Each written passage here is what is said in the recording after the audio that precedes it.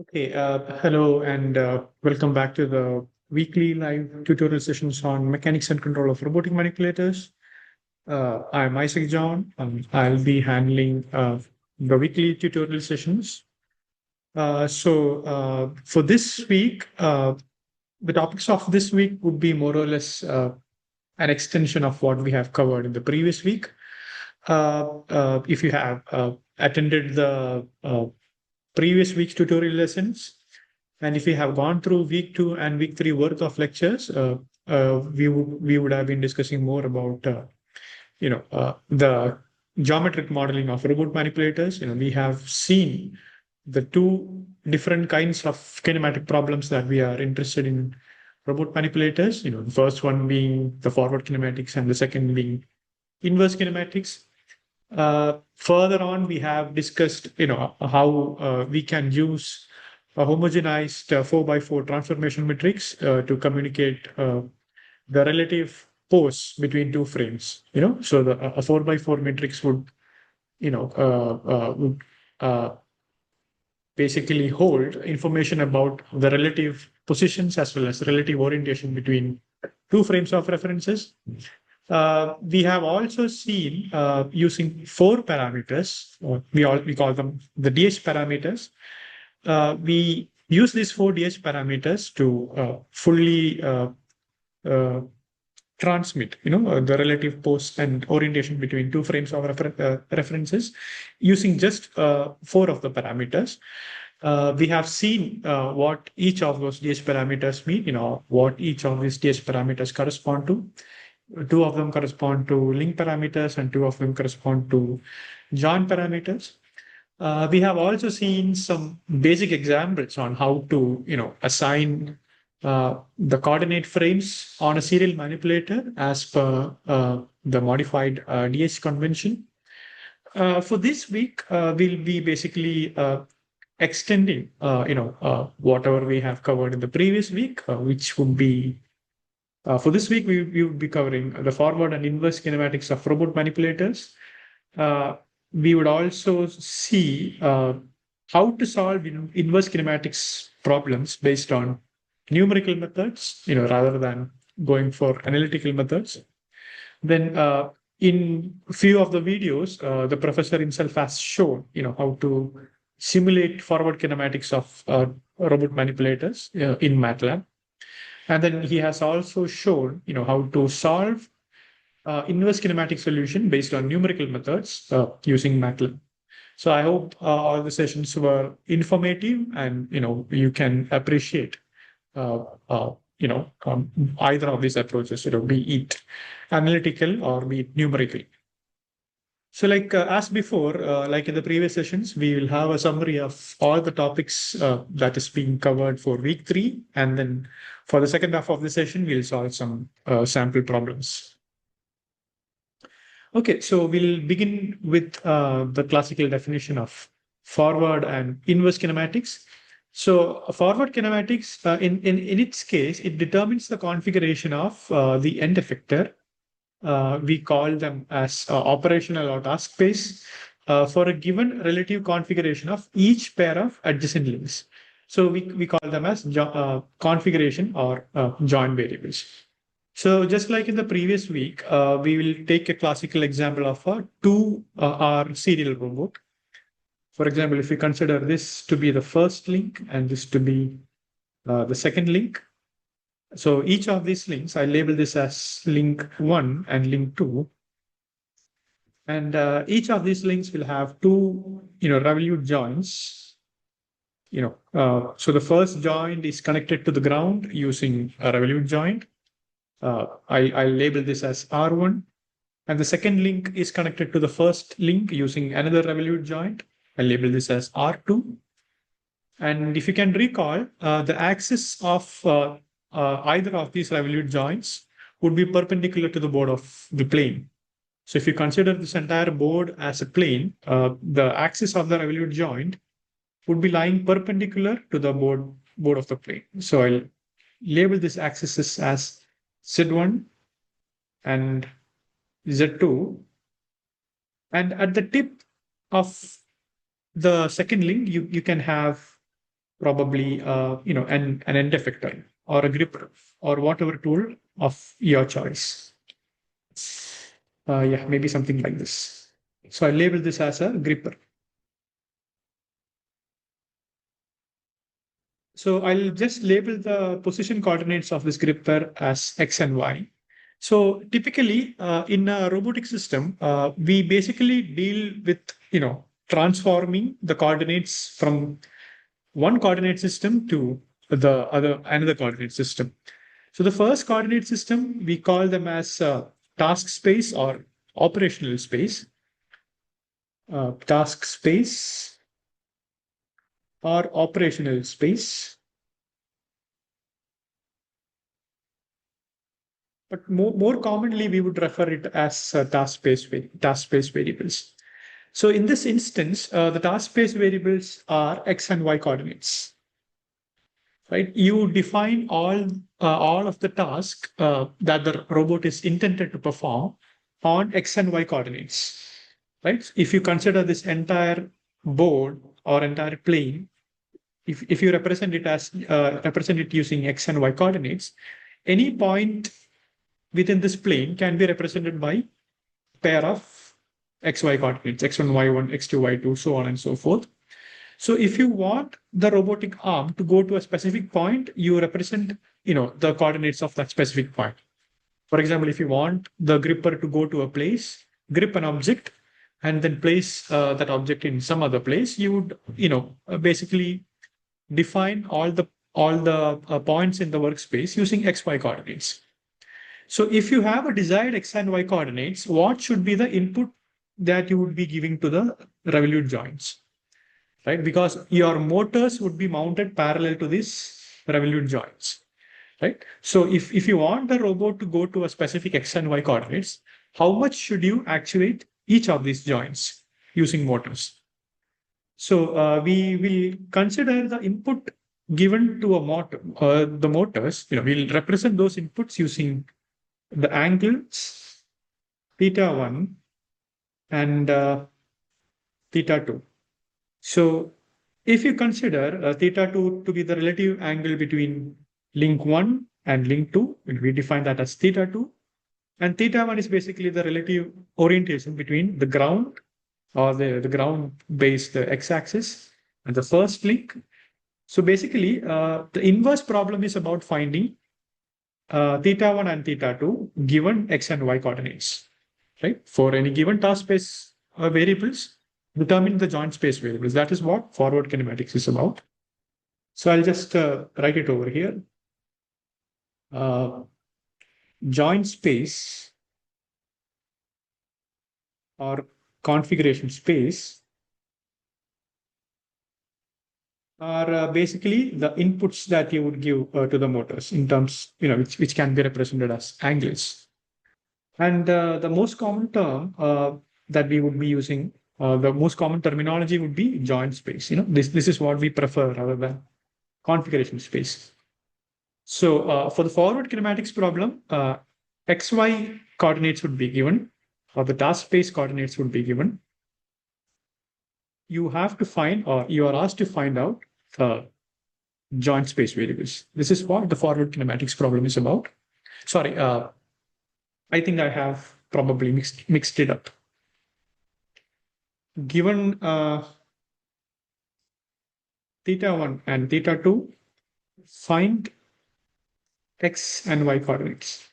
So if you give a pair of inputs to the motors, maybe some theta1 could be 30 degrees and theta2 could be 50 degrees, what would be the corresponding x and y coordinates? That problem is forward kinematics.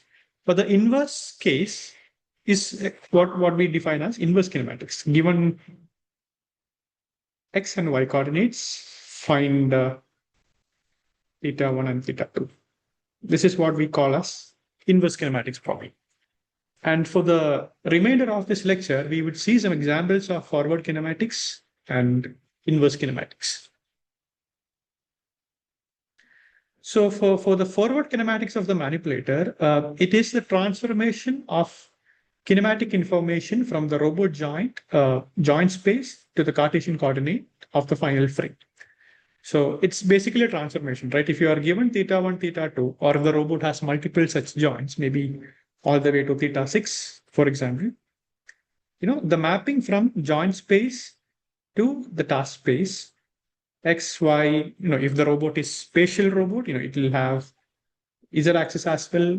It could have some orientational parameters, etc., etc. The mapping from joint space to the task space is what we call as the forward kinematics. And the traditional way of producing forward kinematic equations for robotic manipulators is to proceed link by link using DH notations and frames. So if you have attended the previous week worth of lectures, or if you have, attended, the previous live tutorial sessions, you would basically know that each of the links of a manipulator would be assigned with some coordinate frame, right? As per the DH convention. So like we have already seen that as per the DH convention, the Z axis of all the frames would align with respect to the axis of the joint. If it is a revolute joint, the Z axis would be aligning uh, with respect to the axis of the revolute joint, right? And then x-axis based on the relative orientation between successive z-axes. How would you assign the x-axes? We have seen that, how to assign that using DH convention. And using 4 DH parameters, you will be able to convey the information from one coordinate frame to the other coordinate frame.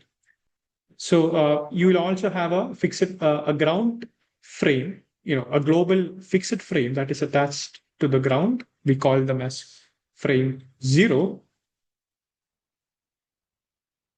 right? And using the DH parameter method, you will be essentially obtaining the matrix transformations between frame 0 and 1. We represent it as 0T1. You will basically get a 4x4 matrix.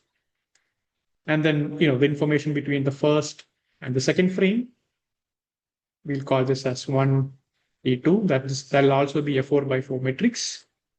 And then one more transformation we'll be having, between frame 2 and one more frame that will be at the tip of the end effector. So here, corresponding to the position of your tool, you will be having one more frame of reference.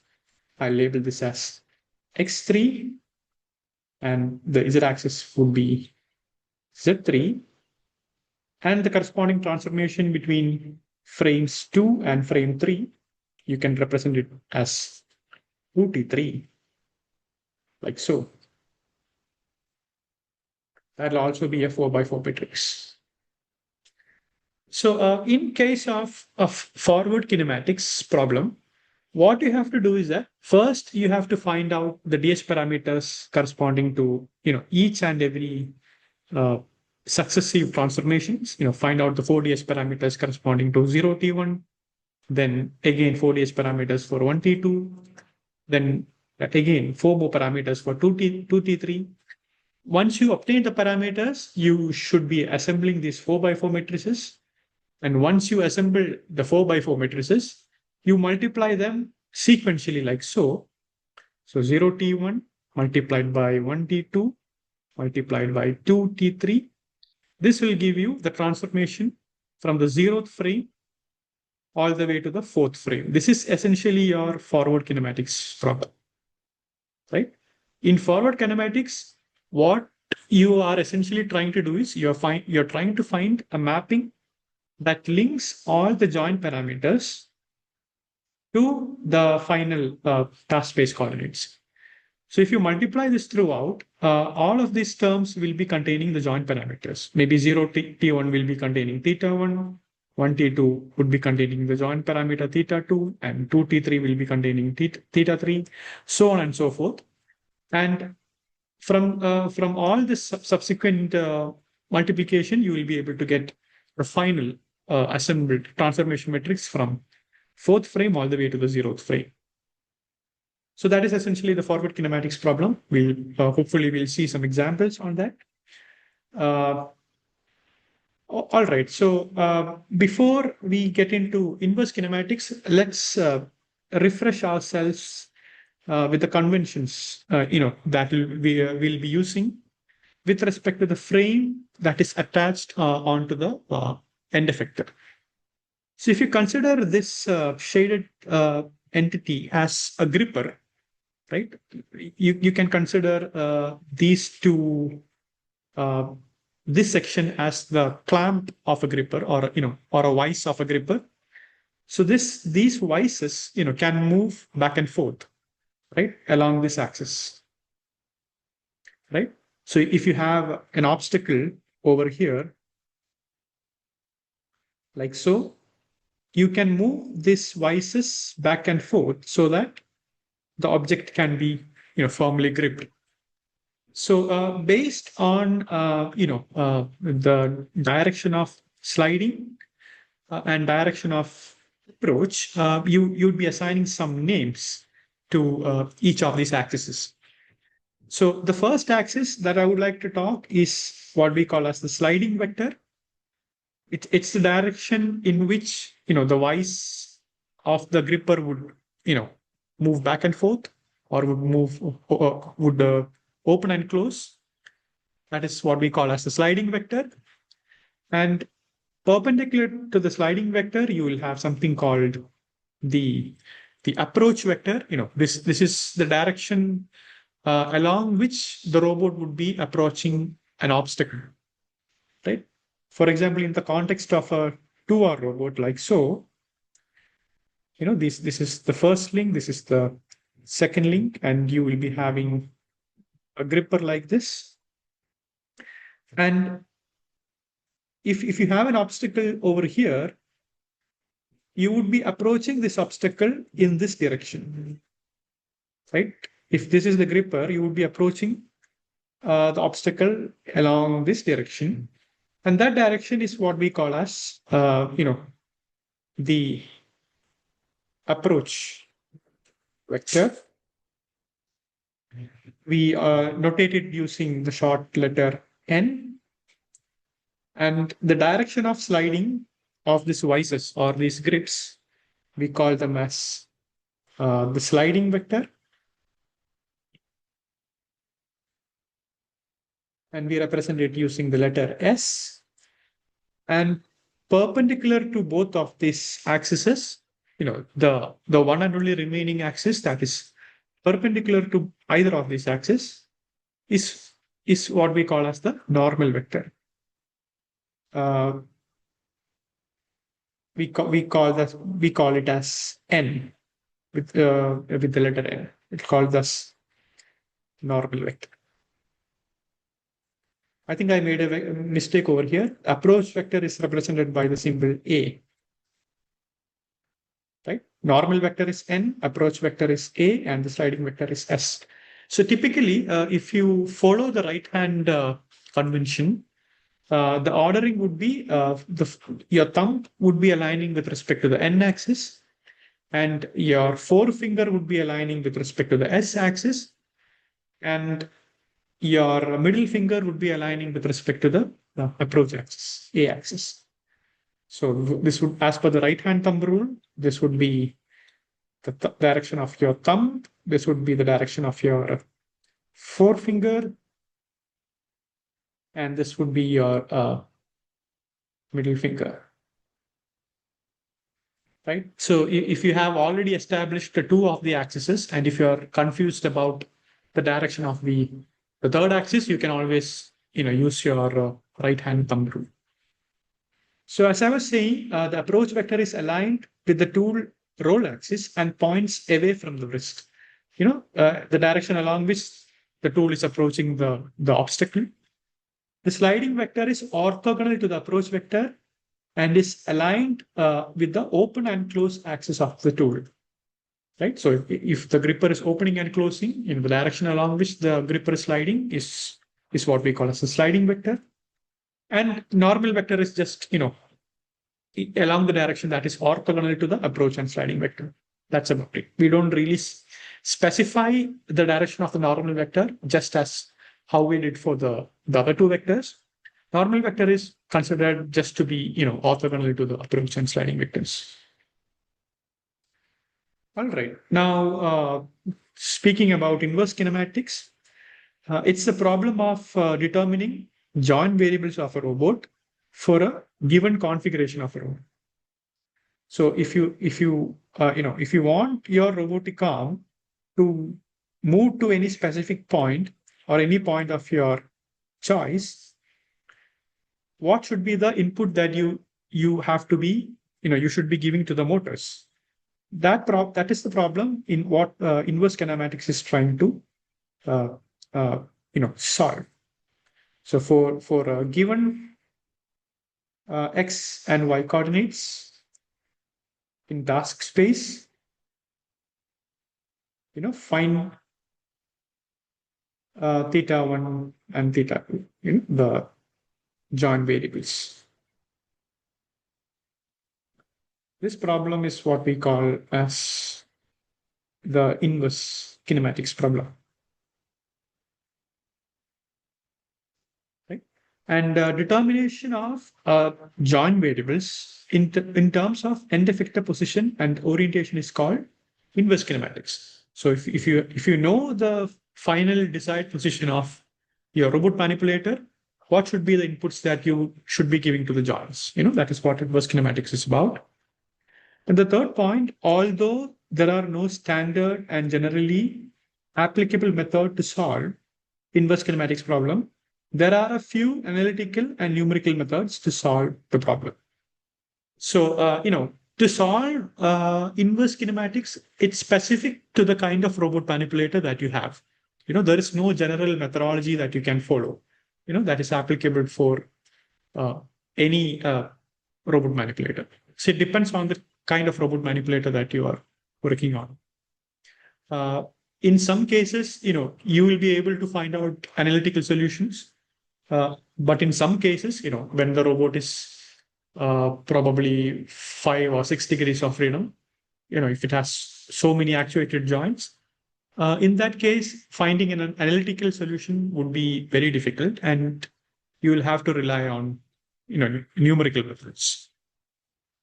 All right. So the main difficulty of inverse kinematics problem is the existence of multiple solutions. So for any location in the task space, you can basically have multiple solutions for a same set of desired position. So I'll demonstrate it with one example.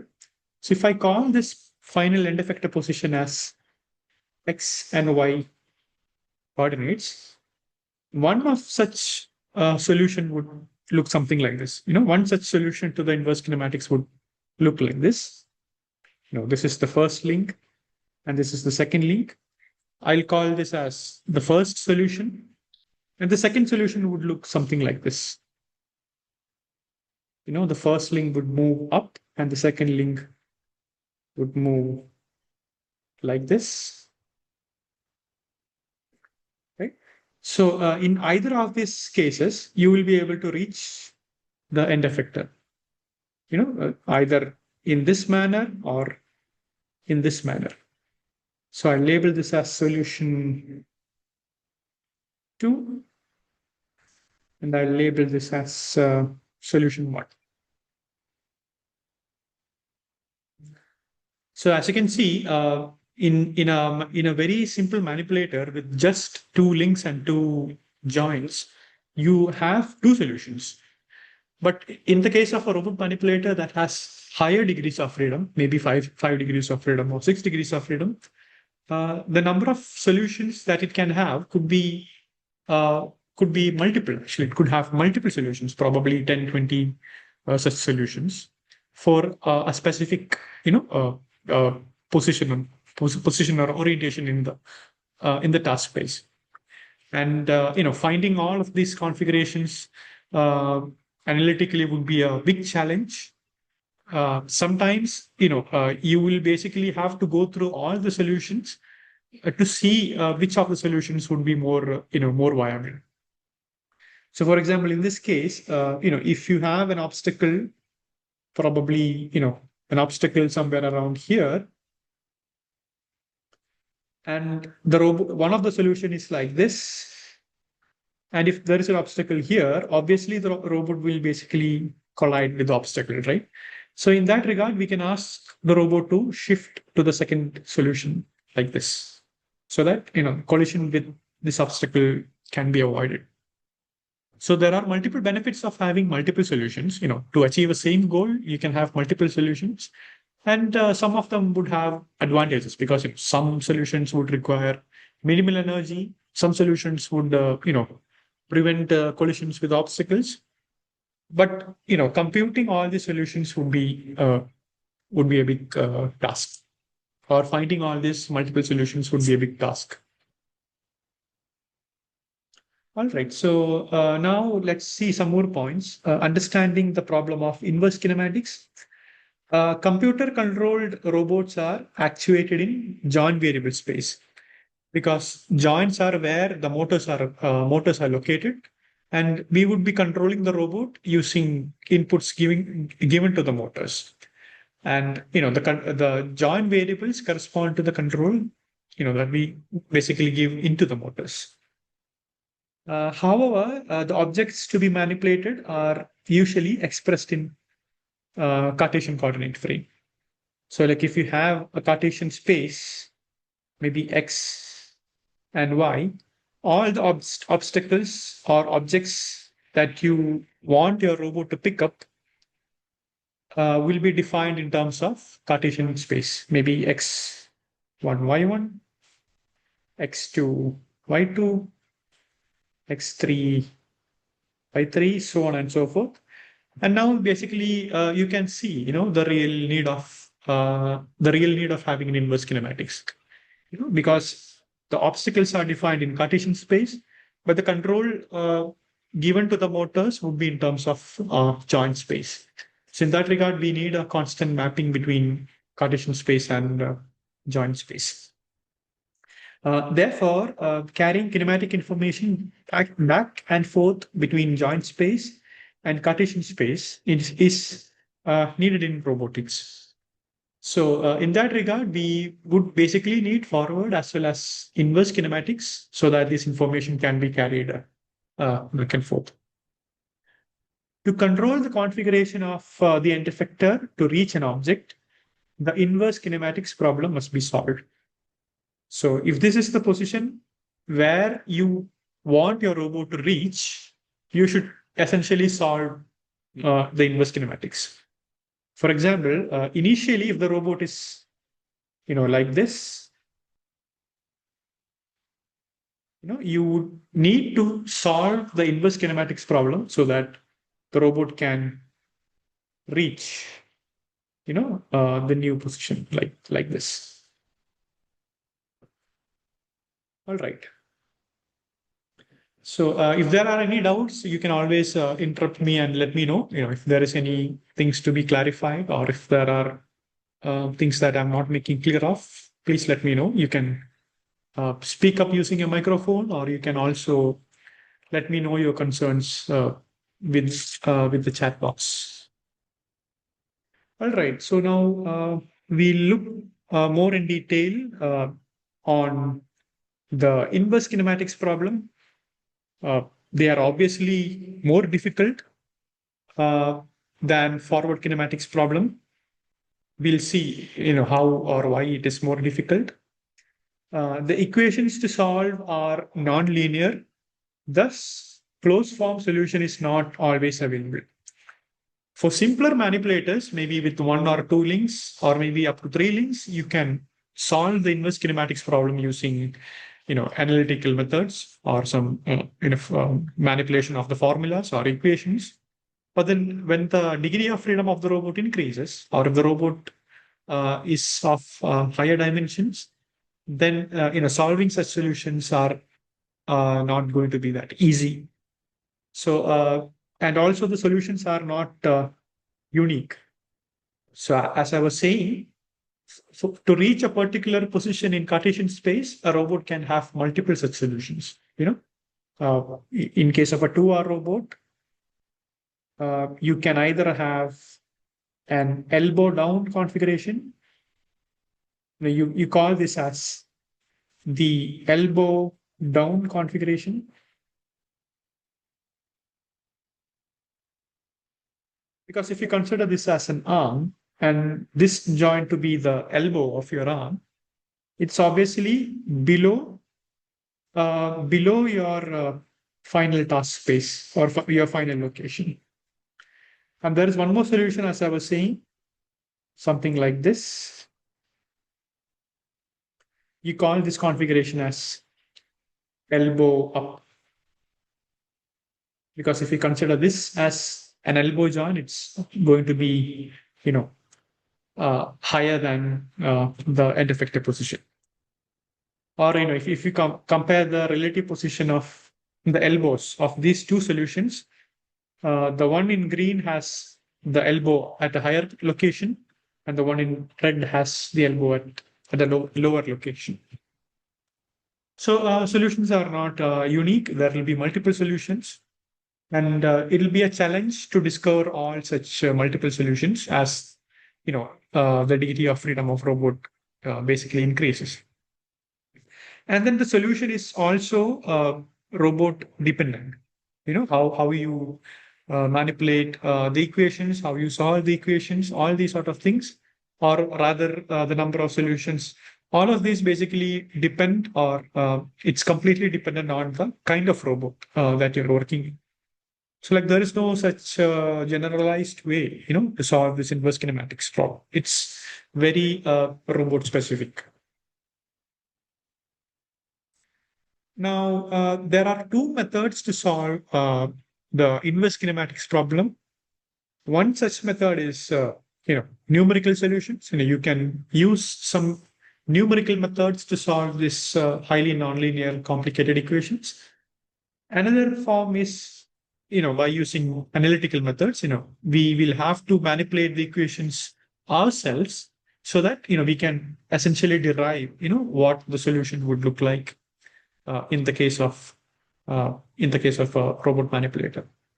For simpler robots with 1, 2, or 3 links, you will be able to solve this in closed form solutions. As the number of actuated joints increases, it's not really possible to solve using closed form solutions. In that case, you will have to rely on numerical solutions. Use some iterative method so that as the number of iterations increases, your solution will converge, or the position of the robot will converge to the desired position. All right, so let's see some salient features of either of these solution strategy. In case of a numerical solution, the results it would result in a numerical iterative solution to a system of equations. You can use this Newton-Raphson methods. You can use this some other equation solving root finding algorithms like this regular Falsey method. You can use this bisection method, Newton-Raphson method. All these sort of equation solving numerical methods are applicable in case of a numerical method. And the number of operations to solve, it's basically unknown. We don't know how many operations that we need, how many additions we need, how many multiplications we need, how many subtractions we need. So the biggest issue is that since the number of operations to solve is not known to us, because everything happens in the background, it's like a iterative procedure. And the consequence of it is we don't know in how much time it will take to solve a problem numerically, right? Because the number of operations is basically hidden from us. So in that regard, we don't know when it will stop, or when should we stop. When should we stop the iteration? How much time will it take for the iteration to converge? We'll probably have a very few insights, on that aspect, and then it will only return to a single solution, right? Because as you know, Any numerical method will basically start from an initial guess, and based on the behavior of the system, it will converge to a local minima, right? For example, if I show any generic one-dimensional curve, if I call this as x, and on the y-axis I will call it as f of x. And if you consider any generic curve like this, something like this, the solutions corresponds to where the f of x is basically 0, which is where the locations where it intersects the x-axis. So I can maybe call this as solution 1, and I will call this point as solution 2. And depending on where you begin your initial guess, if you begin your initial guess somewhere over here, and if it can probably converge to the first solution. And maybe if you begin your initial guess over here, probably it can converge to this solution, right? Depending upon the initial guess, it will only converge to a single solution. And most likely, more often, it may also not even converge at all, right? It may get stuck into a local minima, so that further iterations would not improve the solution. It's basically like a stagnant problem. It depends on the initial guess that you give into the solver. And as a consequence, it will only give a single solution, depending on where you start your initial guess. The accuracy is dictated by the user, right? So for typically any numerical method, we use the accuracy as the convergence criterion, right? We will terminate the numerical method or the iterative process once a sufficient accuracy has reached, and we are the ones who decide who will be deciding what sort of accuracy that we want. Maybe if you want to have an accuracy of 1 centimeter, we can terminate the iteration when when the difference between two successive iterative solutions are less than 1 centimeters. Or if we consider 1 millimeter as the highest accuracy, we can terminate the numerical method once the difference between two successive iterative solutions is less than 1 millimeter. So again, accuracy is determined by us. We can decide how many iterations we should be running this numerical method until an accuracy of our choice is achieved. The next point is it's much less desirable than closed form solutions. Right? Inherently, there are plenty of disadvantages if we are using numerical methods. But one plus thing is that it can be applied to all robots, irrespective of if your robot has a single link, if it has multiple links, if it has revolute joints, if it has prismatic joints. It doesn't matter. For any robotic manipulator arm, you can simply solve a solution for its inverse kinematics using numerical solutions. It's applicable to all robots. Whereas in the case of a closed form solution, analytical solutions to a system of equations, we have to derive this on our own. They can be solved in a fixed number of operations. Therefore, they are computationally fast and their speed is known.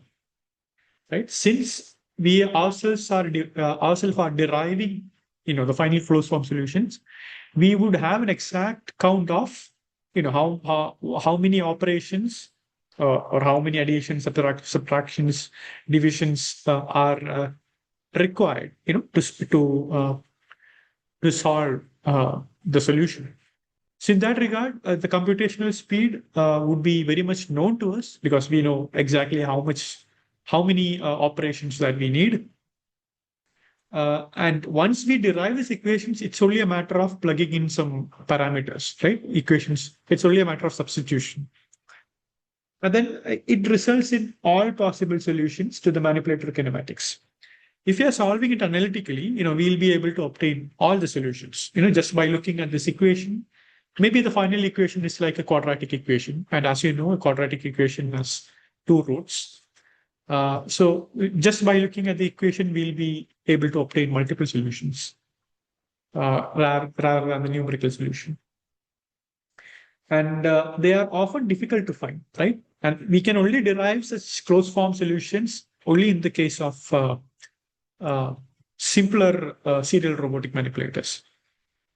And they are desirable for real-time control, right? Because we already have the equation, we only need to substitute the values into this equation.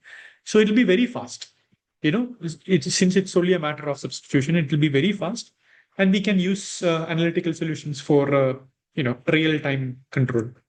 Whereas in the case of a numerical solution, for every possible moment, you have to run this iterative procedure for every possible step. That's not the case in closed form solution, because you already have the equation, you only need to substitute the values. And they are more desirable over, because of their inherent performances, their computational speed, the insights you will get, from the multiple solutions, they are more desirable. But then it's not always possible to derive closed form solutions for robotic manipulators. And then, as I was saying earlier, for manipulators with 3 arms or fewer arms, you can easily derive the inverse kinematics problem. And as the number of links grows, it'll be more or less impossible, to find the analytical inverse kinematics problem. But there are some exceptions, where in case of a 6-axis robot, a robot with 6 axes, it can be proven that there exists a closed form solution of inverse kinematics subjected to 2 conditions, right? So even if you have a 6-axis robot, which has 6 degrees of freedom, basically, 3 position control and 3 orientation control, you can still obtain a closed form solution provided if the 3 adjacent revolute joints axes intersect at the point. For example, if you have 3 revolute joint, maybe I'll depict it as, probably this to be 1, and this to be the second revolute joint axis, 2, and the third revolute joint axis would be like vertical. So I label this axis as Z, this to be X, and this to be Y. Here you can see all the 3 revolute axes are intersecting with each other. They are perpendicular to each other and they are also intersecting each other. So in the case when 3 adjacent revolute joints intersect at a point, such as in the case of a Puma robot or a Stanford robot, and second case, if 3 adjacent revolute joints are parallel to one another. So if there are 3 revolute joints, maybe like this is a first revolute joint. And if this is, probably another revolute joint, and this is another revolute joint.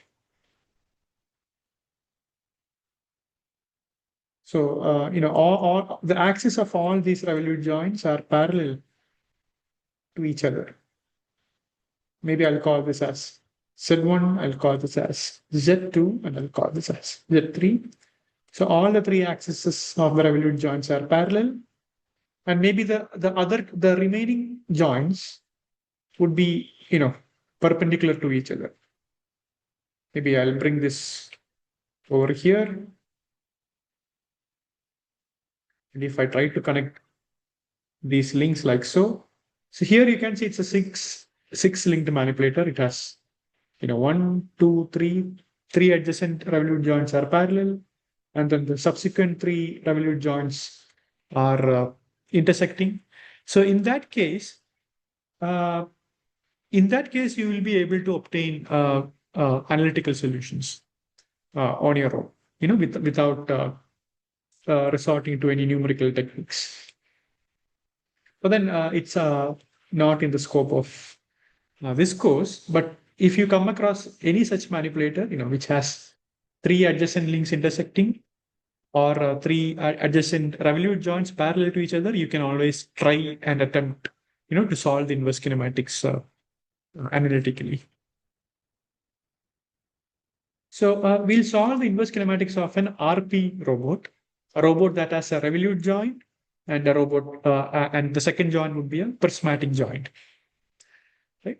So how does the robot's workspace look like? So maybe I'll try to give a better intuition behind this. So there is one link like so,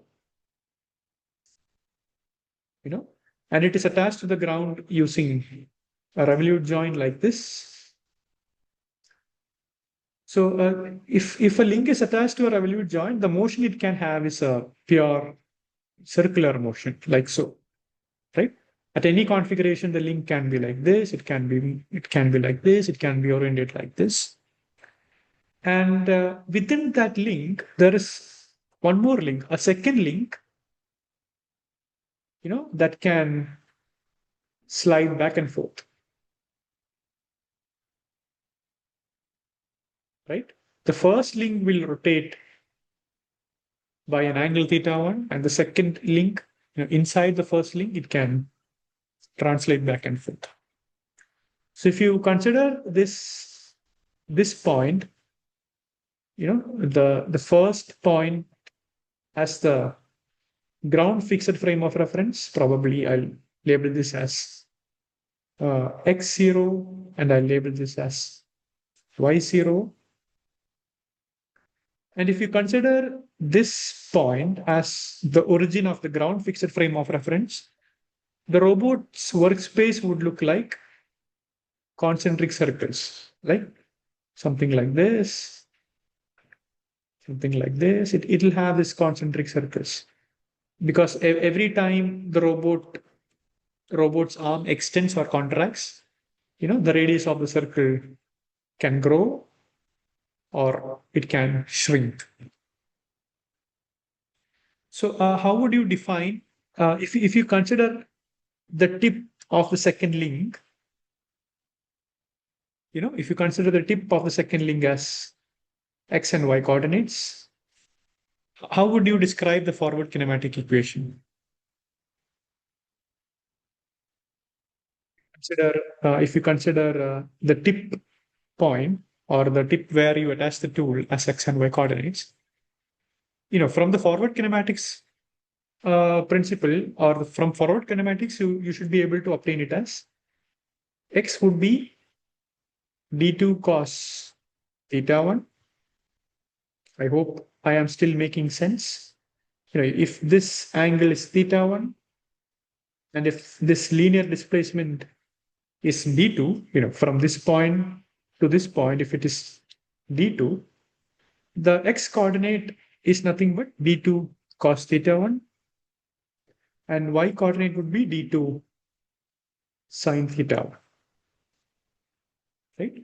So for any given x, θ1 and θ2, finding x and y is basically the forward kinematics problem. Given θ1 and d2, find x and y. This is basically the forward kinematics problem.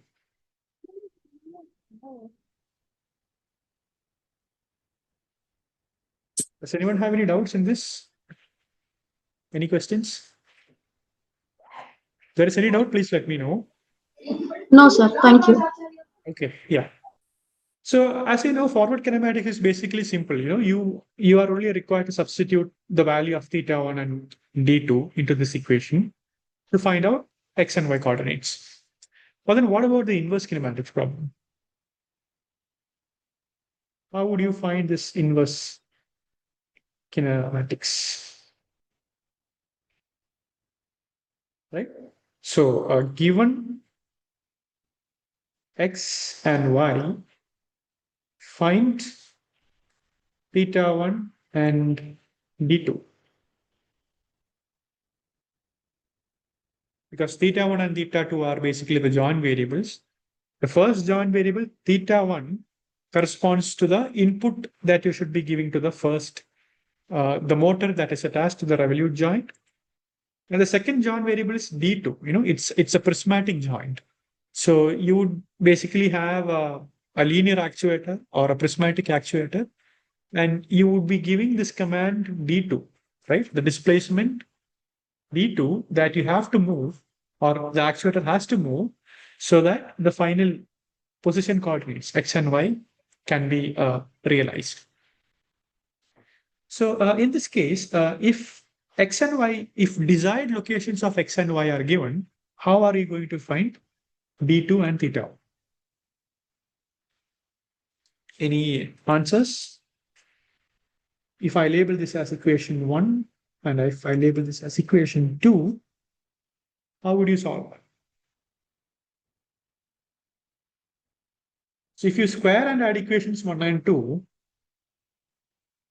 squaring and adding equations 1 and 2, on the left hand side, you will get it as x square plus y square is d2 square cos square theta 1 plus d2 square sine square theta 1. So this essentially means x square plus y square, under root x square plus y square will give you d2. So you got one joint variable, right? One joint variable you were able to obtain by squaring and adding, these two equations. So D2 you were able to obtain. What about theta 1? How will you obtain theta 1? So maybe similarly, if you divide equation 2 by equation 1, y by x. On the right hand side, you will get d2 sine theta 1 by d2 cos theta 1. D2 will get cancelled. And in that regard, theta 1 would be tan inverse y by x, right? So you got theta 1 as well. You got theta 1 in terms of y and x. You got d2 in terms of y and x.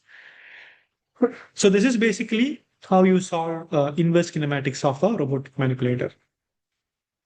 So in this case, this is very easy because the robot has only two links, right? And just by looking at this, forward kinematic equation, you are able to manipulate uh, the two equations so that you will be able to find, you could find the joint variables, theta 1 and d2.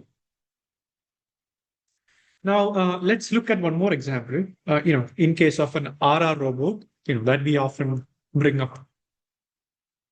So I'll, reproduce this RR robot.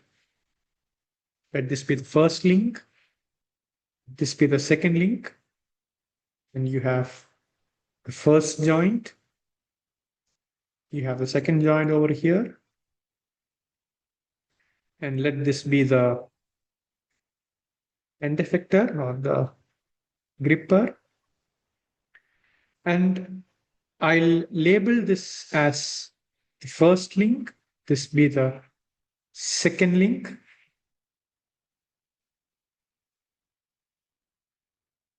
And if I denote L1 as the length of the first link and L2 as the length of the second link, and I'll label the end effector points, or the location of the gripper as X comma Y, right? What else do you need? You also need the joint variables, right? So I'll depict it as maybe, yeah, I'll depict this angle as theta 1 and this angle to be theta 2 and let this thick line be the global x-axis or the fixed frame, x-axis of the fixed frame, and let this vertical axis be the global y-axis. So in case of an RR robot, the inverse kinematics problem is if you are given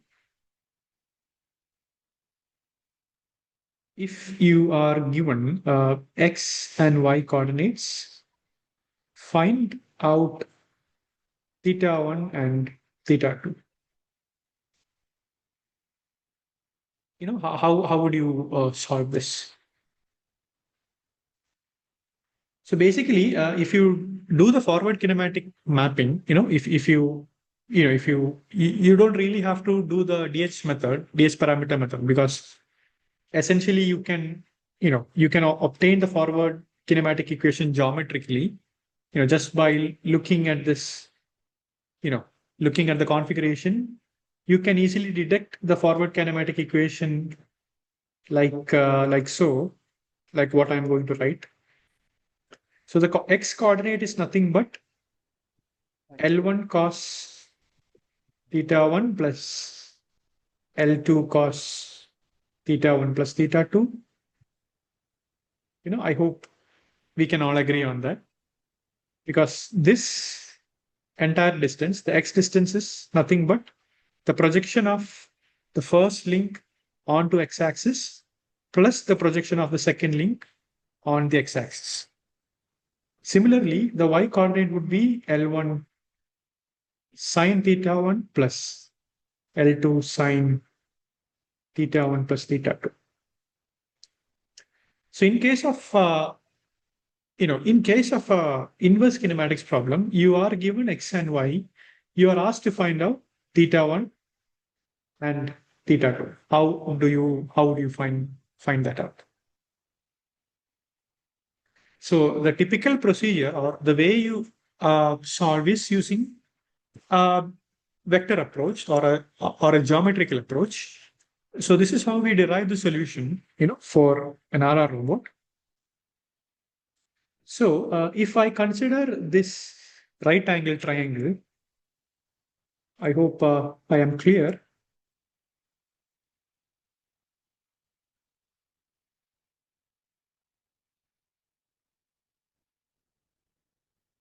Right? I hope you can see this big right angle triangle, right? What would be this? Sir, how this theta 1 plus theta 2 comes, sir?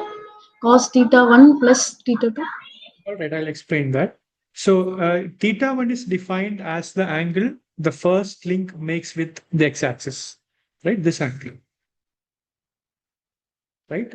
And theta 2 is nothing but the angle the second link makes with the first link. So the overall angle the second link makes with the x-axis is, theta 1 plus theta 2, right? So the term cos theta 1 and theta 2 comes because, if you try to project this link onto the x-axis, right? This distance would be L2 cos theta 1 plus theta 2. I hope that is clear, because this distance is L1 cos theta 1 and this distance is L2 cos theta 1 plus theta 2. Right? Yes, yes, sir. Maybe I'll draw it once more, if just separately. If this angle is theta 2 and this angle is theta 1, so since this angle is theta 1, this angle is also going to be theta 1, right? So the overall angle the second link makes with the x-axis is going to be theta 1 plus theta 2, right? So if you want to project project this link onto the x-axis, maybe onto the x-axis, this distance would be L2 cos theta 1 plus theta 2. And if you project this onto the y-axis, this distance would be L2 sine theta 1 plus theta 2. I hope that is clear. If it is not, Yes, please sir. let me know. Yes, sir. Okay, thank you. All right, so we'll move on with the derivation of the forward kinematics, inverse kinematics problem. So if you consider this right angle triangle, and if I, label this big angle maybe as theta t, right? So what will be tan theta t? Tan theta t would be the opposite side, this distance by the adjacent side, right? Opposite side is nothing but the y coordinate, and the adjacent side is nothing but the x coordinate. So tan theta t would be y by x, or theta t would be tan inverse y by x. I'll leave this as equation 1. Now, if you consider probably one more right angle triangle, I'll probably label it like this.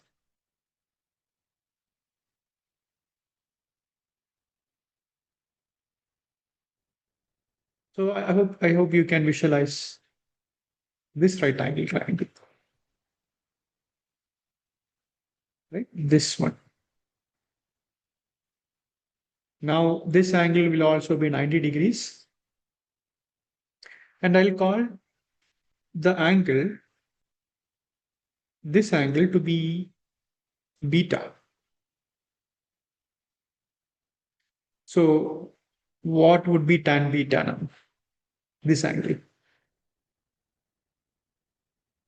So tan beta would be opposite side, that is this distance, by adjacent side, that will be this distance. So tan beta, this would be opposite side. So opposite side,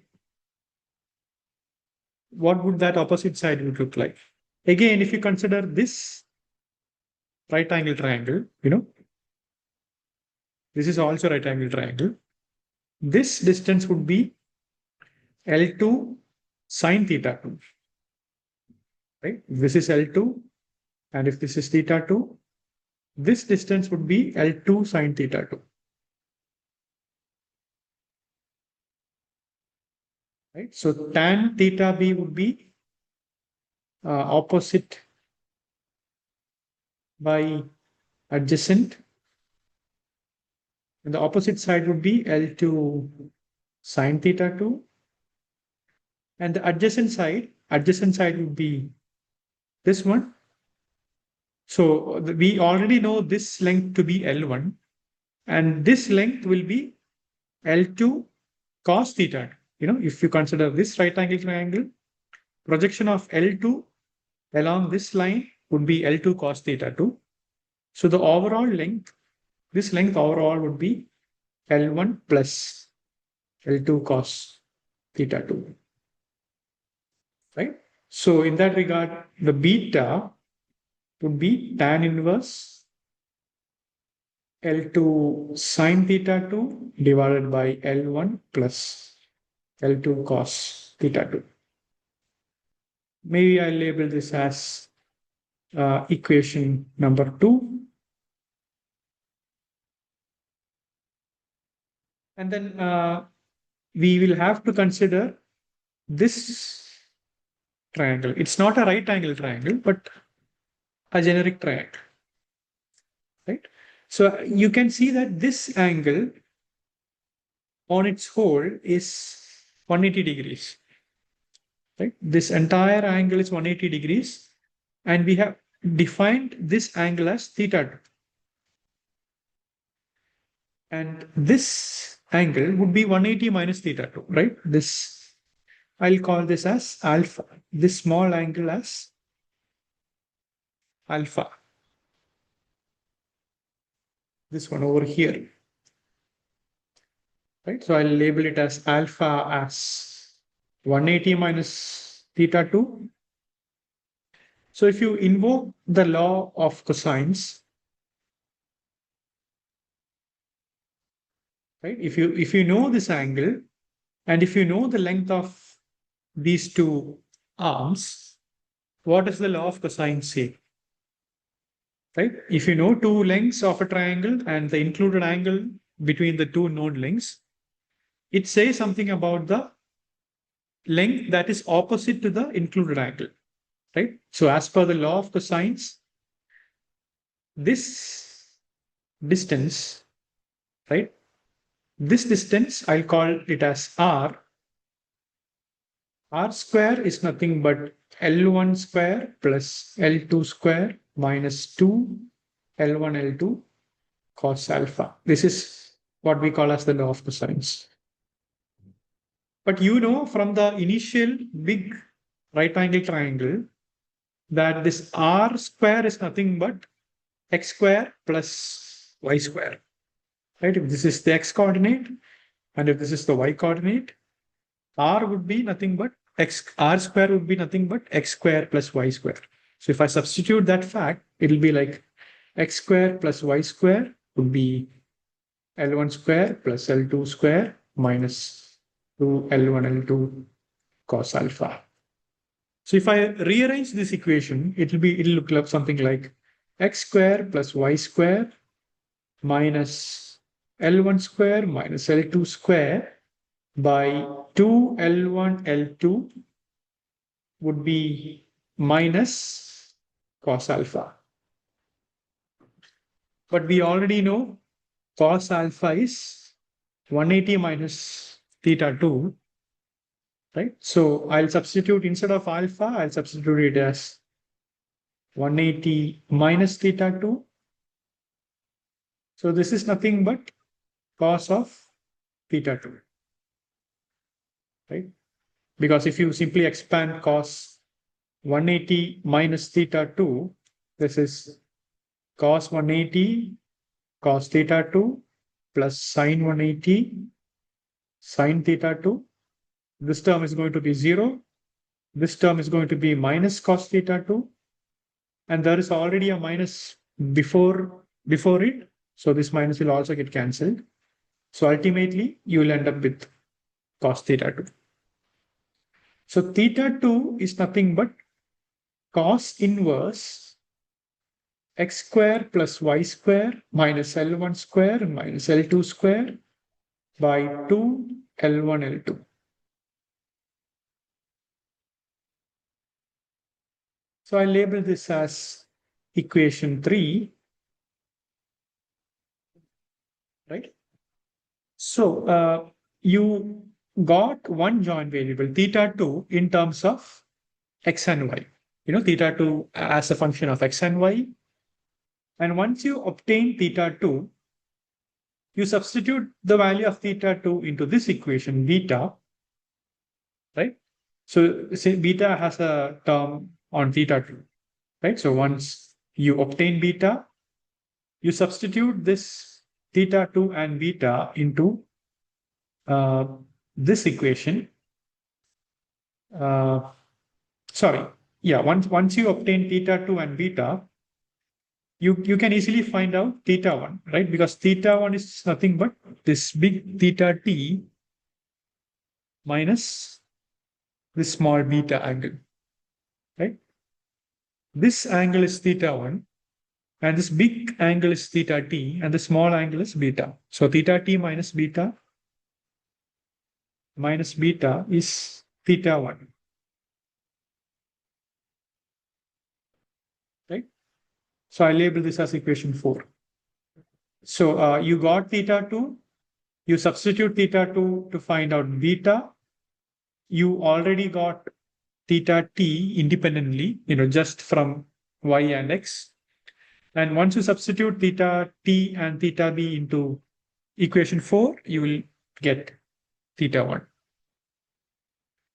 Right? So in that regard, for any given x and y coordinates, you are able to obtain theta 1 and theta 2, using analytical formulation. So for any desired x and y position, you simply substitute the locations x and y and the link lengths to find out theta 2 first. Then you substitute theta 2 into this equation beta. You can find out this theta t independently from x and y coordinates. And finally, you substitute theta t and beta into equation 4. Now you will get all the joint variables. So that's how you solve inverse kinematics for this RR robot. And this is only for one configuration, right? This is only for this elbow down configuration. So similar procedure is available for this elbow up configuration as well. Maybe you can look that on your own, how to derive the inverse kinematic solutions for the second solution, the elbow up configuration. It's very similar to the procedure that I've just shown. It's almost very similar, but then the triangles just change. The orientation of the triangles just change. But the principle is essentially the same. So I hope that is clear. If there are any doubts, you can always let me know. And then we have also seen, if the numerical methods are not viable, you can still solve it using an iterative, using an iterative method. So I'm not going to, go into much depth into this. If you have any doubts, you can always let me know. But it's pretty much explained, in detail by the lecture in NPTEL itself. Right. So if you start basically from an initial guess and you keep on iterating the initial guess until you converge to the desired solution. All right. Now we'll solve some sample tutorial problems. So the first question is, in which configuration will you get a spherical workspace? Right. I think in this very lecture itself, or in this very session, we have seen two different cases of manipulator. We have seen an RP manipulator. We have also seen an RR manipulator. In case of an RP manipulator, we have seen that the workspace would look like, circles, concentric circles. That is how the workspace looks like for an RP robot. Whereas in the case of an RR robot, it would look like a donut. Right? You have an inner boundary and you have an outer boundary, and the region between the inner and outer boundary would be covered by the RR robot. So this is the first link, and if this is the second link, the link can cover any regions between, the inside the donut. But the question specifically asks which of the configuration will give you, a spherical workspace, right? So it's better if you go through each of these options and see if it makes any sense. Are parallel. So this basically, these signs means adjacent revolute joints are parallel to each other, and this sign means adjacent revolute joints are perpendicular to each other. So if two revolute joints are parallel, it will look something like this. If you have a revolute joint like this, the subsequent revolute joint will also be parallel. Their axis will be along the same axis. So this corresponds to R parallel R. And if you have two revolute joints that are perpendicular to each other, this is the first revolute joint. And maybe if the second revolute joint is perpendicular For in this example, if it is perpendicular to the plane of the board, like so, you can consider this to be R perpendicular to R. But then the question asks, which of the following cases will give you a spherical manipulator, that has the shape of a sphere? 3 Select, hours. yeah, any solutions? 3 revolute joints. 3 revolute joints. Will it give a spherical shape or just the boundary of a sphere? 2 revolutes bottom side and 1 linear joint, One prismatic. prismatic joint. Okay, so one solution is 2 revolute joint and 1 prismatic joint, RRP. But then what will be the relative orientation? What will be the relative orientation, between the adjacent joints in that case? So we have RRP here, we have RRP here, we have 2 solutions, but the relative orientation between adjacent joints are different in both of the cases.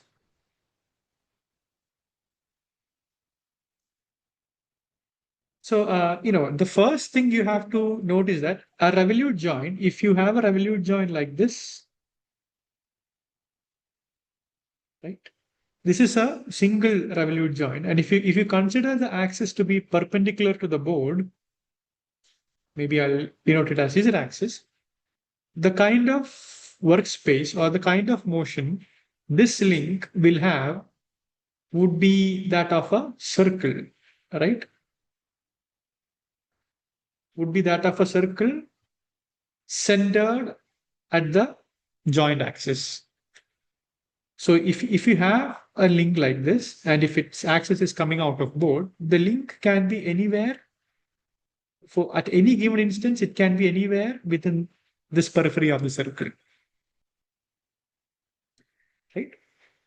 So with one link, you can see that it executes a circle. What happens if there is one more joint that is probably vertical like this? If there is a joint instead of apart from this, apart from this perpendicular to the board revolute joint, if there is one more joint, like a universal joint, if there is one more such joint, maybe I'll denote that axis as Z2. Now, on top of this motion, in planar motion, the circle can also rotate, rotate in a plane that is perpendicular to us, right? It can rotate about this vertical axis. It can sweep, it can sweep into and out of the plane. So it looks like a sphere, right? So with 2 of these joints, one perpendicular and one vertical, the workspace that this single link can execute would look like a envelope of a sphere, like a boundary of a sphere. I hope I'm clear in that. If there is any doubt, let me know. If you have a link that can rotate about this axis and this axis, the workspace would be like a bar, but only at the boundaries, right? Only at the boundary. And if you give one more degree of freedom, maybe a prismatic degree of freedom, so that the link can, probably grow, in the longitudinal direction or shrink in the longitudinal direction, you can access the interior points as well as the exterior points. All the points within this envelope and outside this envelope, depending upon how much it can extend or contract, all points will be accessible. apart from the envelope, apart from the boundary. So in that regard, what would be the correct answer? You are right in describing it to be RRP, but what would be the relative orientation between R, RR and P?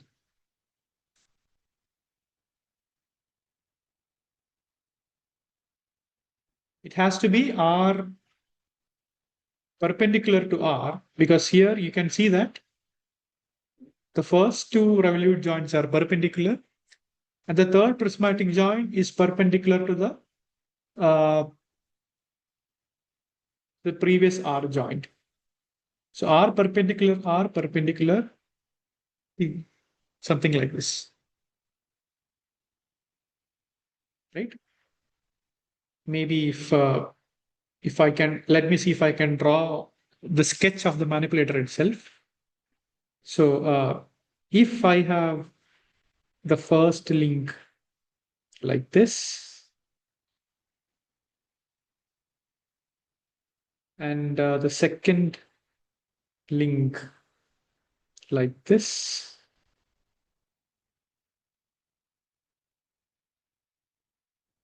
right? So the first axis of the robot would be vertical, like something like this.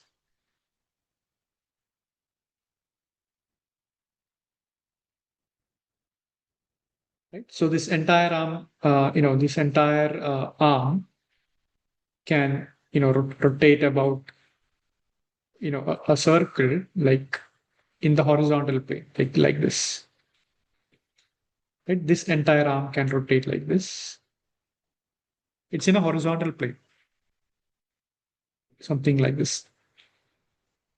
And there is also one more joint like this.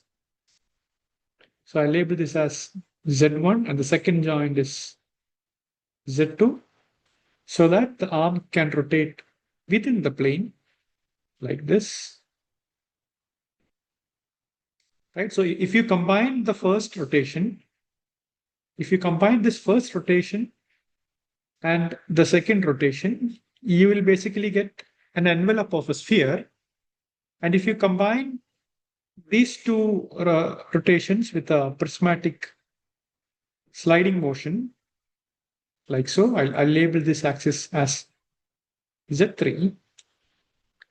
You will be able to access all the points inside a sphere. So this will be the third link. So the first link rotates about a vertical plane. Second link rotates about a plane that is perpendicular to the plane of the board. And third link can basically, slide back and forth along the second link. So from this configuration, the robot is of R perpendicular to R, perpendicular to the prismatic joint. Because, the second joint is perpendicular to the first joint, and the third joint is perpendicular to the second joint. So that's why we have perpendiculars everywhere. So I hope that is clear. If there are any doubts, let me know. If any further clarifications are required, I can always. For cylindrical, so Sorry? for cylindrical space, For cylindrical space, you should be having. Is that a question in the assignments? I'm not supposed to discuss questions in the assignments in the problem, but you have to figure that out. I believe that is a question in the quiz that is ongoing. yes, sir, yes, sir. But I cannot discuss that. okay. But you can figure it out using similar logic. Maybe I can give one clue. Its workspace would look something like a cylinder, actually. Right? So you should be able to access all the points, not just the periphery, but all the interior points of a cylinder. So what joint configurations do you need so that all the points inside a cylinder can be realized? You can, using the same logic, you can also try to, figure it out on yourself. Does it need two revolute joints and one prismatic joint, or does it need two prismatic joints and one revolute joint? If you figure that out, then everything else will be easier, I think. All right. So the correct answer is indeed option D, R perpendicular to R, perpendicular to the P. This will give you a spherical workspace.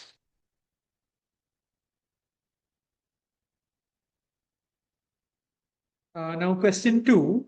This is regarding the inverse kinematics of a polar manipulator. We have seen this earlier in the lecture. So the question says, the forward kinematic model of a planar polar manipulator is given as x is d cos theta and y as d sine theta, where d and the theta are the joint variables. The inverse kinematic solution of the system when the desired x and y are respectively 30 and 45 millimeters. So x is given as 30 millimeters and y is given as 45 millimeters. You are asked to find out the joint variables d and theta. And theta should be in degrees as well. So how do you find out d and theta? We have solved this earlier in the lectures. D is equal to root of x square plus y square. Yeah, d is actually root of x square plus y square. That would in turn out to be 30 square plus 45 square. 30 square plus 45 squared. And what about theta? Theta would be Tan inverse of y by x. y by x. Yes. So that will be tan inverse 45 by 30. The solution would be, this would be around 54.08 and this will be around 56.31 degrees. It has to be in degrees. Right? If you do this, normally you will get it in radians, but once you multiply this by 180 by pi, you will get it as in degrees. All right, so that's a fairly straightforward problem, I hope. So that the answer is indeed given as 54.08 and 56.31 degrees. Question 3, find the DH parameters of the second joint. So here, it seems like a RR robot, this will be the first joint and probably here you will have the second joint, something of that sort, or it could be an RP, a planar parallel robot, a planar robot, maybe an RP robot that we have seen earlier. So we are asked to find out the DH parameters of the second joint. We have covered this in the last week. How do you find the parameters of the second link? So you are asked to find out the mapping between x1, y1 and z1 and x2, y2 and z. How do we find that out? So I'll just reproduce the relevant joints over here. We have x1 vertically up. Z1 is depicted as coming out of plane. And then we have x2 again vertically up. And Z2 is depicted going within the plane in the horizontal direction. And it's not given in the question, but maybe you can probably consider the second joint as it's not given. It's not specified whether it is a revolute joint or a prismatic joint. But in the time being, you consider the joint variable to be 0. It's just a fixed transformation. Without any joint variables attached to it. So we know that there are 4 DH parameters. We call them as the link, twist angle, and then we have something called the link length.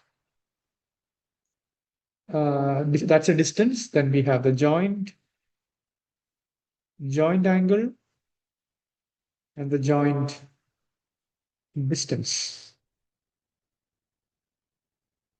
And we denote them as alpha I minus 1. This would be A I minus 1. This would be theta I, and this would be bi. And I hope you can recall what each of these parameters mean. You know, what does link twist angle mean? What does link length angle or link length mean? So anyone want to give the answers for alpha I minus 1? What is alpha I minus 1? Basically, alpha I minus 1 is the angle between Zi and Zi minus 1 about Xi minus 1. Right? Angle between Zi and Zi minus 1 about Xi minus 1. So in this case, the angle between Z2 and Z1, you know, about X1. What is that angle? If we are asked to find out the ds parameters of the second joint, we have to transform from the preceding frame or the first frame so that it can be, you know, it can assume the pose of the second frame or the joint in question. So the first transformation, you know, in order to realize that procedure is, you know, is to assign a link twist angle so that the orientation or the relative orientation between Z2 and Z1 can be taken care 90 of. degrees. Yeah, that's 90 degrees. Yes, yeah, that's pi by 2. Right? If you rotate 90 degrees by X1, Z1 and Z2 will be aligned. Now, what about link length? AI minus 1. So this distance is given as D2. So the link length AI minus 1 is the perpendicular distance between perpendicular distance between Zi and Zi minus 1 about X along Xi minus 1.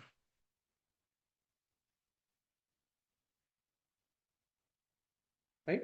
So the perpendicular distance between Z2 and Z1 is 0, right? Because as you can see, they are intersecting. Right? So in that regard, link length is 0. What about joint angle? Theta I is the angle between Xi and Xi minus 1 about Zi. Right? But here you can see X2 and X1 are already aligned. They are parallel with each other. So the joint angle about Z2 is, you know, you can consider it to be 0. But if there is a revolute joint at the second joint, it will be theta 2, right? Because since it's a revolute joint, the orientation of Z2 can change at any given instance. But since there is no joint here, the orientation of Z2 is always going to be constant. It won't be changing. So the relative orientation between X2 and X1 is always going to be constant. And in this instance, it's actually 0 because they are parallel. And now one more parameter is di, that is the distance Yes. between D2. Xi and Xi minus 1 along Zi. So that is indeed D2, right? So this is X1 and this is X2. The perpendicular distance between X1 and X2 along Z2 is D2. So in that regard, our answer is pi by 2, 0, 0, D2. I think the answer is option B. I hope that is clear. Yeah, the answer is indeed option B. Now, a similar question for a given diagram, the DS parameter of the second joint.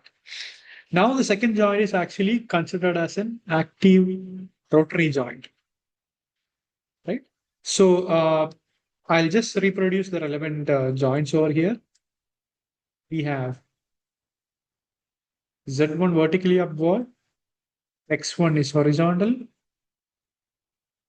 This is X1.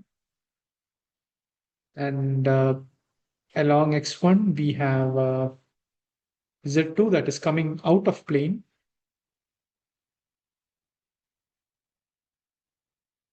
And X2 is depicted to be, again horizontal, X2. So you can consider, a revolute joint that is whose axis is perpendicular to the plane of the board.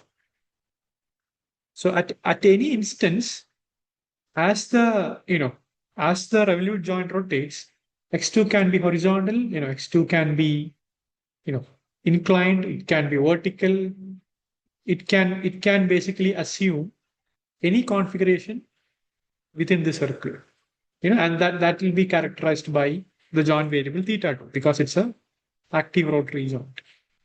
This is only one instance, but at any other instance, it can be at any other orientation. So we have to keep that in mind, while defining the joint variables. And you can consider this distance between these two coordinate frames. Probably I'll label this as maybe what should be, I'll call this as A1 probably. The distance can be A1. So what are the individual DS parameters? We have alpha I minus 1, we have AI minus 1, we have theta I, we have DI. So what is alpha I minus 1? Again, it is the relative orientation between Z2 and Z1 about X1. Right? So if you rotate 90 degrees about X1, if you rotate 90 degrees about X1, Z1 will come like this, right? So Z1 and Z2 will be, the relative orientation will be taken care of. So alpha I minus 1 will be pi by 2. What about AI minus 1? AI minus 1 is again nothing but the relative distance, perpendicular distance between Z1 and Z2 along X1. Right? A1. You have to come again. A1. That's A1, yes. That's A1. Now what about D1? Sorry, theta I. That is the relative orientation between Theta 2. that is theta 2, yes. It's theta 2. Because And at this instance, X1 and X2 is aligned, but since this is a revolute joint, it can be at any other arbitrary configuration. So the relative configuration between X1 and X2 will be characterized by this variable, a varying parameter theta 2, joint and distance DI, 0. that's 0. Again, DI is nothing but the perpendicular distance between Z1 and Z2 along, perpendicular distance between X1 and X2 along Z2. But here you can see X1 and X2 are parallel to each other. There is no offset between them. So in that regard, DI is 0. So in that regard, I believe the correct answer is option B, pi by 2, A1, theta 2, and 0. So we'll check the solution. That is indeed correct answer. Now moving on to question 5. It's a true or false question. For inverse kinematics problem, the numerical method can be applied to all kinds of robotic manipulators. Is it true or is it false? It only concerns about numerical method, not about analytical method. Can it be applied to all robotic manipulators? Is it true or is it false?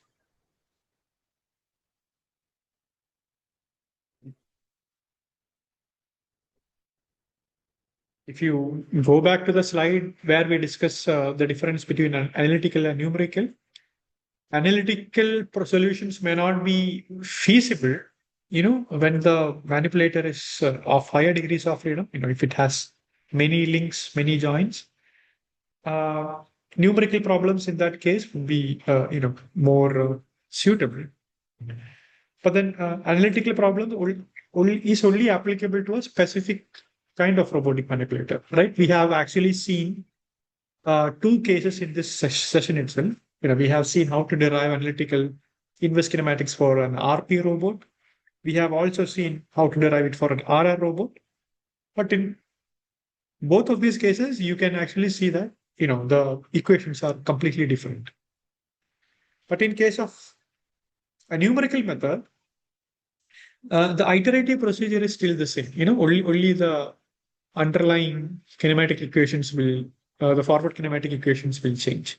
But then, the iterative procedure is more or less the same, right? So you can adopt it for any sort of manipulator. So in that regard, it's actually true. If you have any doubts on it, you can, revisit the previous slide, where we discuss about the differences between differences between analytical and numerical methods. So that's indeed true. Now, question 6. Select the correct statement regarding the representation of tool and end effector frame, where the vectors NSA are normal, sliding, and approach vectors. So at the beginning, we have seen, how, the convention that we use for an end effector gripper,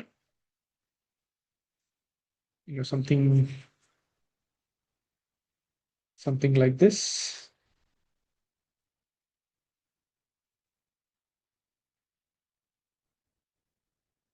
If you have an end effector gripper like this,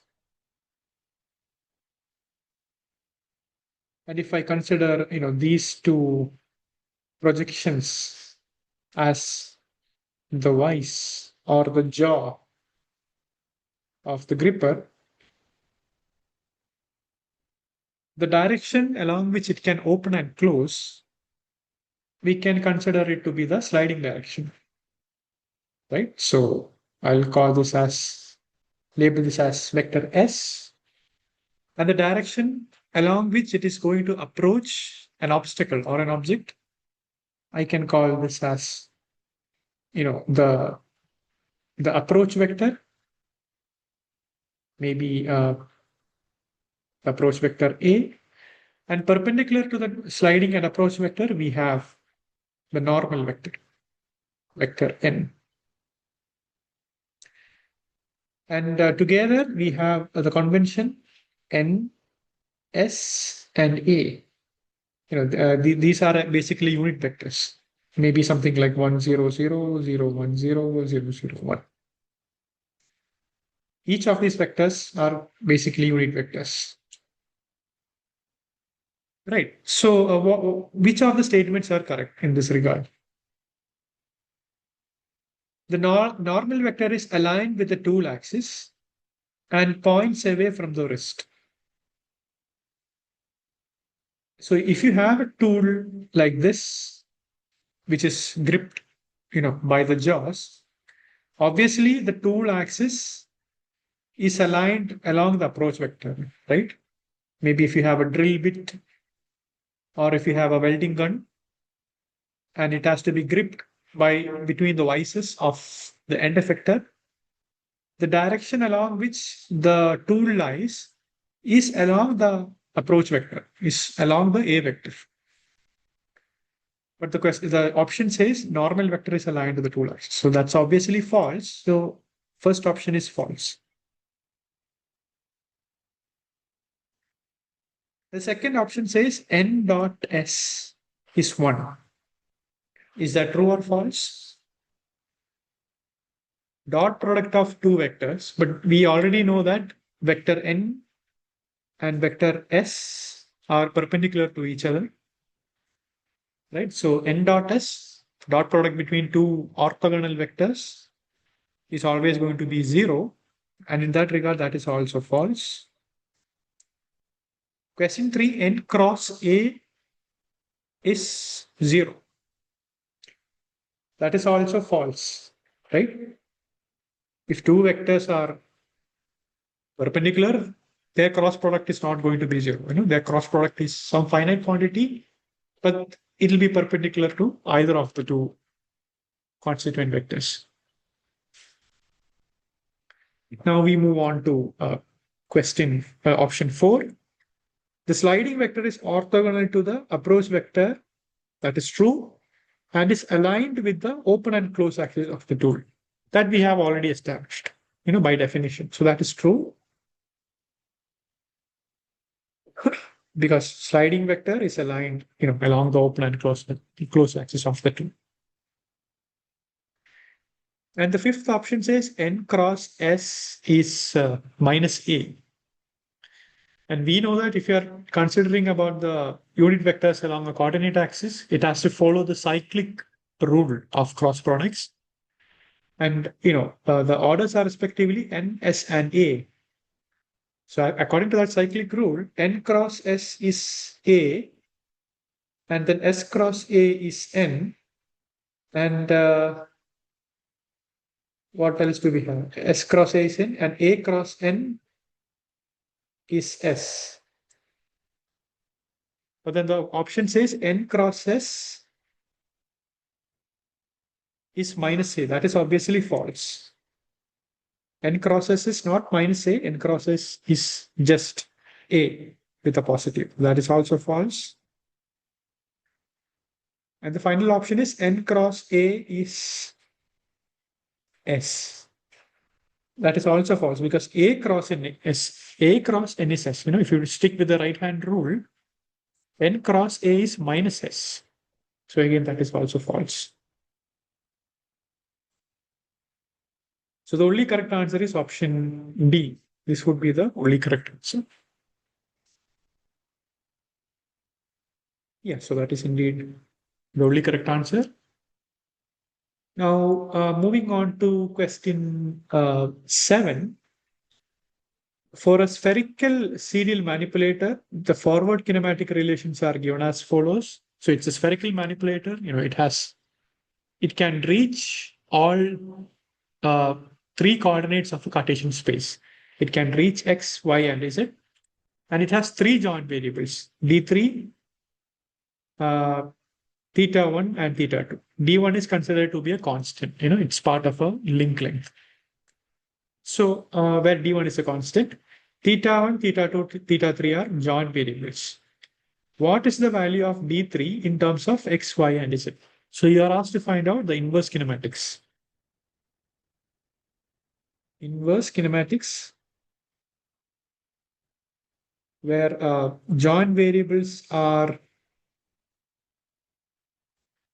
theta 1, theta 2, and d3.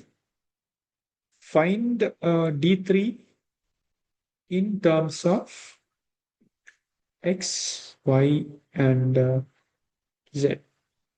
That is what you are asked to find out. So any pointers regarding how to solve this? Maybe looking at the options, can you get any clue on how to approach this problem? It has to do something with squaring and adding the equations, but what is the right way to do that? All the equations contain some sort of a square, some square involving x and y. X square plus y square we can. Yeah, we'll try that. So we'll try x square plus y square. That will give you d3 square cos square theta 1 sine square theta 2 plus d3 square sine square theta 1 sine square theta 2. So in both of these terms, we have d3 square sine square theta 2 as common, right? d3 square sine square theta 2. So I'll take that out. d3 square sine square theta 2 multiplied by cos square theta 1 plus sine square theta 1. That is going to be 1. Right? So we got this as x square plus y square.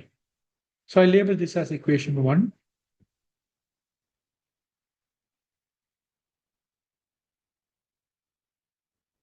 But then, d2 is also a joint variable. You are asked to find out d3 in terms of x, y, and z. Now, how can you bring this this equation, the z equation, into this equation 1? Any clue by looking at these equations? Any of these options?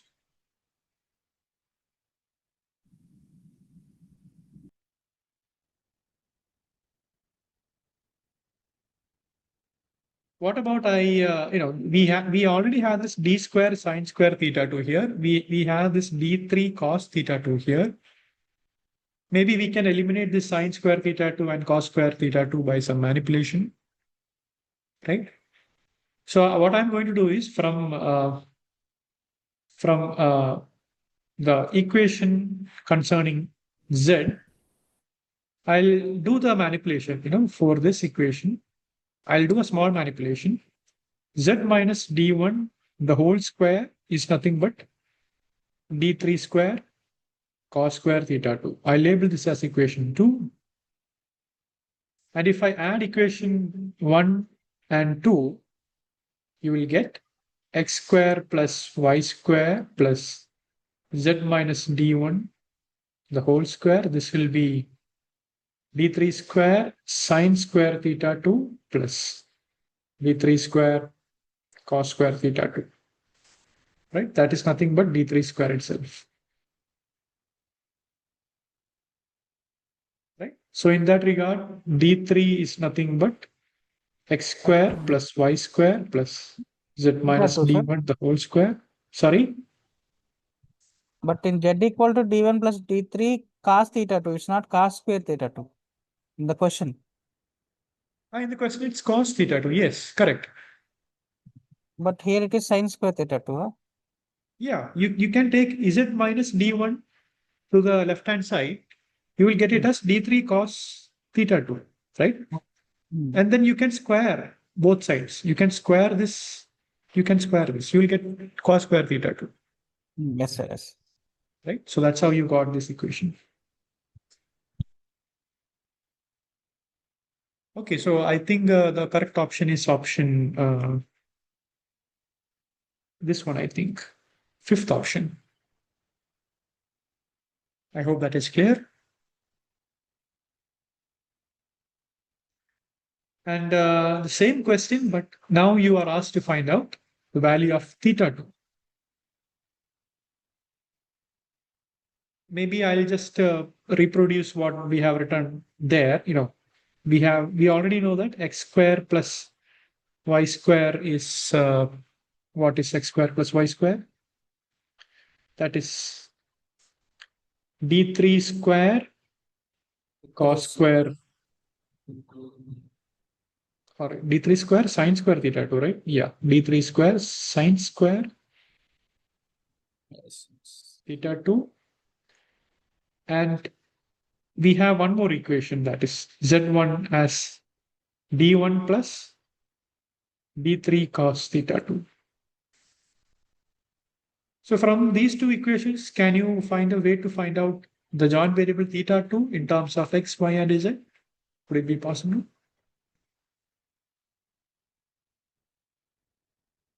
From these two equations? Maybe the options here probably will give you a clue regarding that.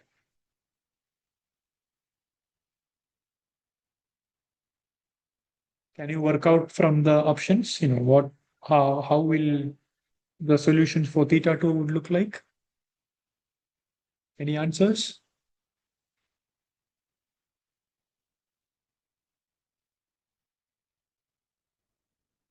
You only have theta 2, you only have one variable as an unknown. D3 we have already found out, right? We have already found out from the previous case. So if x and y will be given as part of the inverse kinematics problem, D1 is a constant, Z is also given. D3 we have already found out. You are only asked to find out theta 2. So can you manipulate these two equations to find out theta 2? Any sort of rearrangement?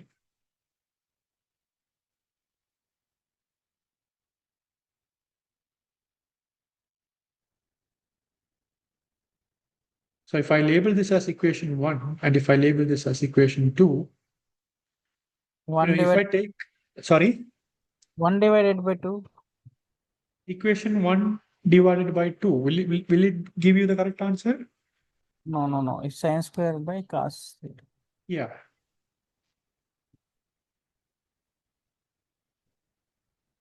Maybe if I take the root of equation 1, it'll be like x square plus y square under root will be d3 sine theta 2.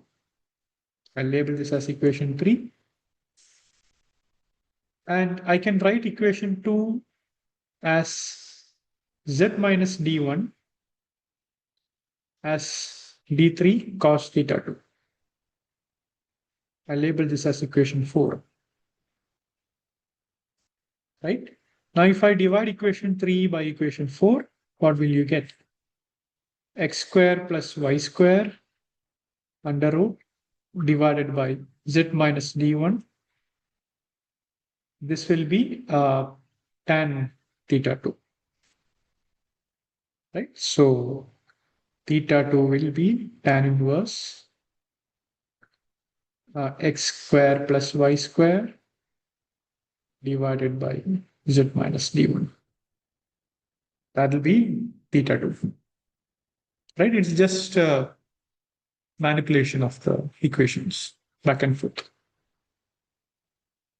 So in that regard, the correct answer is option B, I suppose.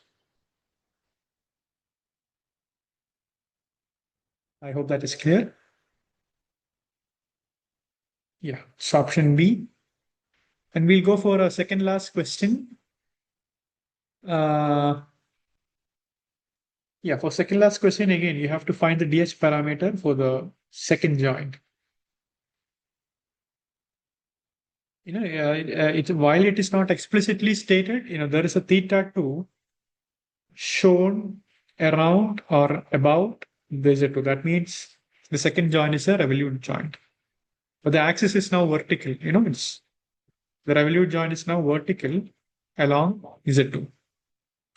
And you are asked to find out the DS parameters of the second joint. What will be the answer? So I'll again reproduce the same. You have Z1, X1 is like this. And Z2 will be at a height and at an offset. This is Z2 and X2 is like this.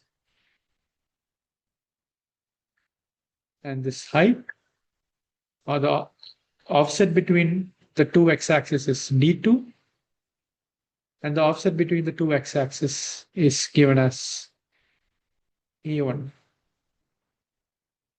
So in that regard, what are the 4 DS parameters? Alpha I minus 1, AI minus 1, theta I, and DI. So alpha I minus 1, 0. Yeah. Then AI minus 1, A1. AI minus 1 is A1, okay. Then theta is 0. Is it 0? Because it's a revolute joint, right? At any configuration, X2 can be, anywhere. It can be here, it can be here, it can be here. It depends upon the joint variable theta 2. So it is theta 2. It's theta 2, yes. It's theta 2. Since it's a revolute joint, it's theta 2. And what Di about di? distance d2. That is d2. Distance is d2. Yes. So I hope we are fairly comfortable with assigning ds parameters for a robotic manipulator. So in that regard, the correct answer is 0, a1, theta 2. I think it's option B. Yes, that is indeed the correct answer. Now we move on to the final question for this session. It's a true or false question. The statement says, one of the advantages of numerical solutions to inverse kinematics is that it returns all possible solutions. Numerical inverse kinematics. Is it true or false?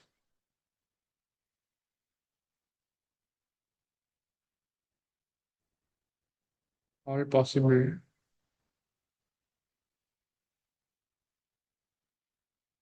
Again, if you reflect to what we have discussed, while we were comparing analytical and numerical solutions, we saw that, in a numerical solution, it always depends on your initial guess. And it will only converge to a solution uh, uh, depending upon its proximity to the initial guess. Right? So if your initial guess is closer to one of the solution, it will only converge to that solution. Right? It's an iterative procedure. Right? So in that regard, numerical solutions will only converge to a single solution. But analytical case, as you have seen in the case of an RR manipulator, it can have multiple solutions. So in that regard, advantages numerical solution only converges to a single solution. So that statement is actually false. It's not even true. If you have any concerns, you can refer back to the slide slide where we have discussed the differences between solving inverse kinematics analytically or using numerical methods. So in that regard, that is indeed a false statement. And yeah, that's it for today's session. I hope it's not too tiring. Next week, we'll be dealing with, differential kinematics, where we'll be mapping velocities from the joint space to the velocities in class space, both in the forward as well as in the backward directions. So if you have any questions regarding today's session, let me know. Otherwise, we can wrap up this session. Any questions from any of the participants?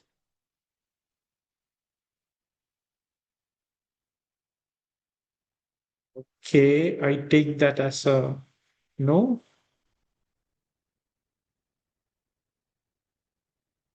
All right. So if there are no questions, you can all log out. Thank you for joining. Yes. Questions. Okay. Solution what you ninth one. Ninth one. Okay. Solutions. Ninth one. Yeah. This question. Previous slides. Yeah. This Okay. one. So Okay. we need to draw like this kinematic sketch, then we can easily understand, sir. Kinematic sketch as in the entire robot. Is that what you are saying? No. For answering this kind of questions, you are writing just a link schematic representation from that entire total image on the right side. Yeah. I'm only reproducing the relevant frames. I'm only reproducing Z2 and Z1 because you are only asked to find out the parameters of the second joint. Okay. So in that regard, I have only reproduced Z2, sorry, the frame 2 and frame 1. That's all I have reproduced. Okay, sir. So all the other, like if you are asked to find out the parameters of frame 3, you have to reproduce 3 and 2, because joint parameters regarding frame 3 is basically the mapping between frame 2 and frame 3. Yes, sir. So, yeah. Okay. Yes. All Thank- right. Thank you. You can all log out. Yeah, thank you, sir. Thank you. Thank you. Thank you.